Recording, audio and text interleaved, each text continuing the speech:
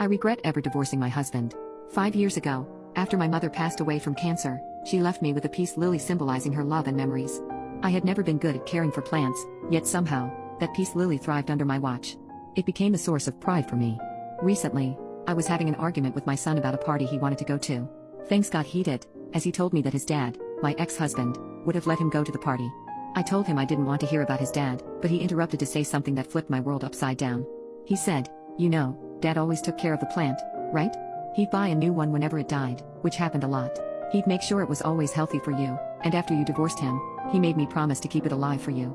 After my son told me this, I couldn't stop thinking about the countless little gestures my ex-husband always did for me. Every night before bed, I would find a cup of hot tea waiting for me by the bedside. In the morning, our paper was left on the table, and there was always freshly brewed coffee waiting for me. My home felt warm and alive, filled with his quiet acts of love. I felt the absence of it all and it killed me. I couldn't stop feeling regret as